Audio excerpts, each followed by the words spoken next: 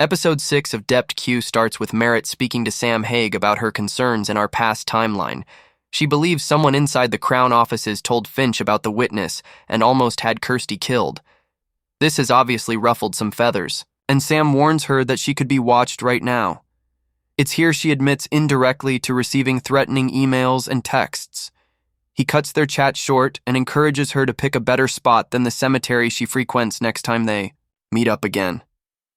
The place Merritt picks is the hotel room under her pseudonym. The pair speak about Stephen Burns and his potential impact here, but only temporarily. Alone, Merritt flirts with him a little and wants to trust him. This comes from stripping right down to make sure neither is wearing a wire, but with them, both naked, they naturally end up having sex. Merritt has fond memories of this incident and, well, she isn't exactly subtle about it in her hyperbaric chamber when we cut back to the present.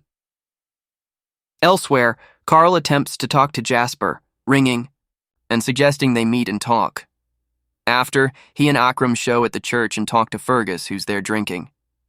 He actually gave up for a while, but after the beatdown he received a day prior, he's back on the hard liquor again. Carl is clearly flying too close to the sun, and poor Icarus here has the bruises to prove it.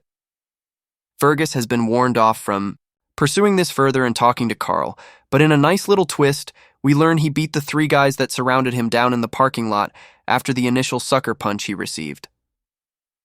Fergus being taken off the case, it seems, was Moira's call to protect him from being beaten down further rather than to stifle the investigation. Akram has also done his homework here and is convinced that Fergus would have solved this had he been left to continue. It's a far cry from what we initially thought regarding his ineptitude and a nice way of subverting expectations. Along with the shooter for the Leith Park murders apparently being caught, Carl shows up at the apartment to try and jog his own memories of the incident, which brings back painful flashes. He's found by his colleagues lying on the floor, apparently doing so to try and jog his own memories of the incident. Remember that press conference from episode 2? Well, it would appear that there's definite weight to the fact this victim, found inside the apartment, Archie Allen, was a police informant. However, P.C. Anderson never said the victim's name. All he said was he was here for a routine wellness check. Archie may have been bait for a bigger fish, and while Hardy and Carl were not the intended targets, the journalist could be onto something. Anderson may have been using the bumbling officer persona to play up his own ineptitude to avoid scrutiny. In fact, they're not even sure if Archie Allen, the deceased, had a daughter. While they get on this to investigate further, we circle back to the Merritt case. Rose leads the questioning with Liam again, bringing him back in and asking specifically about his ties to Merritt and how that could pertain to Kirsty.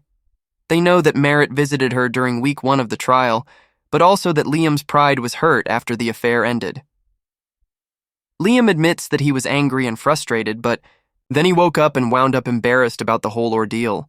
The reason the guys are going down this route, though, is to try and understand if Liam swayed Merritt's opinion into not using Kirsty as a witness given her background.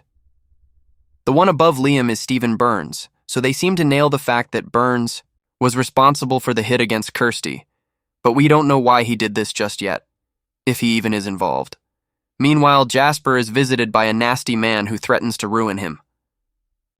He wants Jasper to pass on these threats to Carl, but when he shows at the diner, he follows the man out and immediately beats the guy to a pulp. He almost slams his head into the pavement after having blood spat at him, but Jasper stops his dad before everything gets out of control. Rose shows up to see Hardy and brings up someone called Ned Finkel. He was released from hospital 2 weeks after being run over by Julia Montgomery. He lost both his legs as a result, but according to Julia's statement, she was run off the road by another vehicle that came up alongside her. Seeing how she smacked him from behind and there's no witnesses, it's her word against his. Now, this might sound like a pointless story to pad out this recap, but it's important. Why? Well, Julia's maiden name was Burns. Julia Burns is the daughter of Stephen Burns, so it seems like someone may have orchestrated this to send a message. That person could be Graham Finch, which in turn would have worked to make Stephen do his bidding.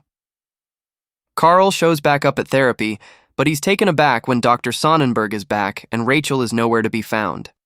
He's not happy at the perceived feel of being given the runaround, and he eventually decides to leave.